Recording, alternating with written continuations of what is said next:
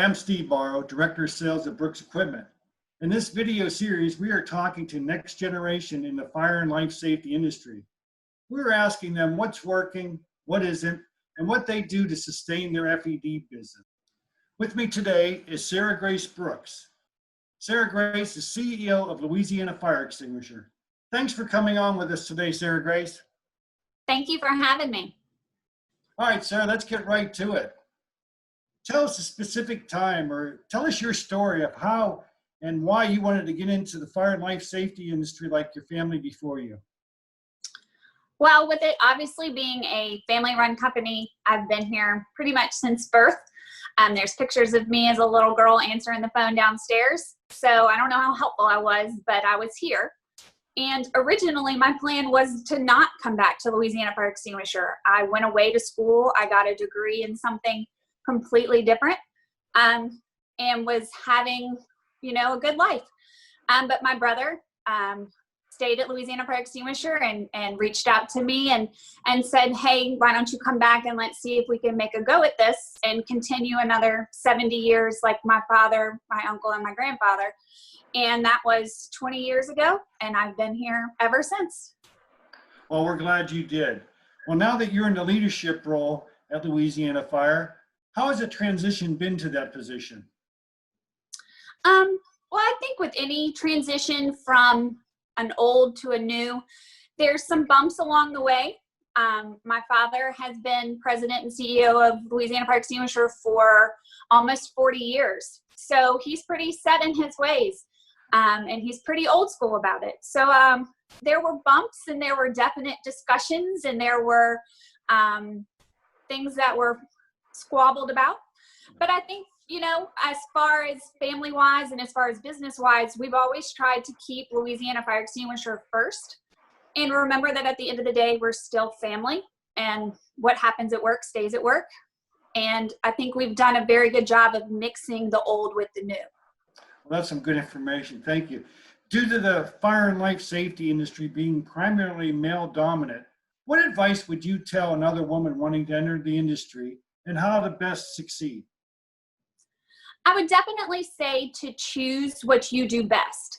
If you are mechanically inclined and you are really good at actual fire systems and inspections and testing, then jump in head first. Stay up with training. Make sure that you know everything that there needs to be known, because you're going to be questioned more than your male counterpart, no matter how good you are. And the same goes for the business side. You're going to be questioned no matter what, in whatever field you go into, but definitely in this field where it for sure is 98% male, you are going to be looked at as an outsider no matter how good you are. So you just have to have that faith in yourself and know that you know what you're doing and you know what's best for your company and what's best for you. And without question, just make sure that you stay with your morals. I got you. Let's talk about technology. What technology have you implemented and pushed for your company to use? We were definitely behind when it comes to technology. My father is very old school. He loves paper. Anything that has to do with paper and pen, it's him. So in the past 15, 20 years, we've definitely taken huge strides. All of our inspection paperwork is done online, and it's stored online. All of our jobs are scheduled online. I'm a no paper person. I don't like it. So everything we do now is stored online. All of our files, all of our contracts, everything. It's still a push with my father. He'll print it out 5 different times, but it's there. And, I'll give him his paper. And some of our older customers that we've had, for 60 years or so, it was a change for them. But I feel like even they've kind of grasped onto what is now a completely paperless, trying to be a paperless society. I got you. So with the changes in technology, what challenges have you had with it? Well, definitely to keep up with the change. Every day there seems to be some sort of new and improved phone or new and improved iPad, or even just new and improved software. So to really weed out what is actually going to work for your company is a huge onset.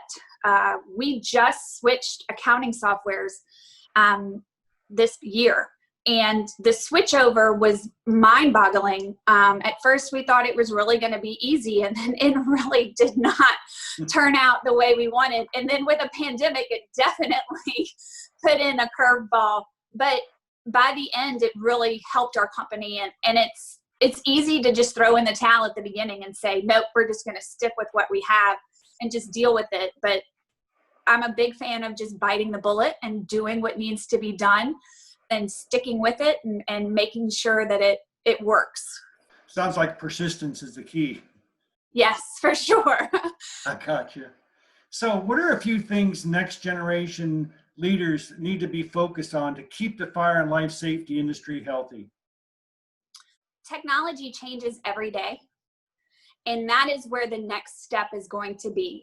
Our company has become very invested in fire alarm technology. Where is it going? What is the next step? Radios instead of phone lines, one panel that controls multiple buildings type things. But also just direct fire safety. We publish a lot of articles that have to do with residential safety. House fires are the #1 killer in America, and a very simple walkthrough of your home every 6 months will save a life. And we also push residential sprinklers. Louisiana doesn't require them, but we have been in the forefront to try and get them required. And just remembering where you came from.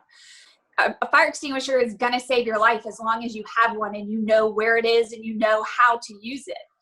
It does no good to have it in your house if you don't know where it is. So we do a lot of training. We do a lot of classes. So it's kind of a mix of all of it. Remember where you came from, but never forget where you're going either. So technicians, you mentioned those briefly. When it comes to hiring, how do you ensure you're going to find a good technician, hire, and how do you retain them? That is our biggest issue. We will get a good technician and we will train that technician, and that technician is gone. I think it's a wheel of fire safety. At first it used to bother me, but now that I've been here long enough and I've seen kind of the cycle, you're gonna get lucky. We have 3 technicians that have been with us 45 years. Wow. I don't think you see that anymore with the generation that's coming up now. They want to go with the biggest and the brightest, and who's going to give them the most money, to be quite honest. And sometimes you can compete and sometimes you can't. The best you can do is just train as much as you can train. We push training very hard here at Louisiana Fire Extinguisher. We require more than what's needed to keep your license. And I think that that's the best you can do, is give them the tools and give them the tips that you can, and give them the training. And if they stay, we're going to treat you like family here at Louisiana Fire Extinguisher. But if you don't, we're going to wish you well. And if you'd like to return, we'll definitely talk about it. We've had several that have come back after working at other companies that have come back to work here. So it's always a revolving door, but as long as they're trained and as long as you're willing to put in the work, we're willing to help you. Well, I get it. That's so true. Well, Sarah Grace, thank you for your time today. We wish you, your family, and Louisiana Fire Extinguisher the best. To everyone out there listening, we thank you and hope you found this interview helpful. Are you a next generation in the fire and life safety industry? If you are, we want to talk to you. Email us at marketingsupport@brooksequipment.com. Thank you.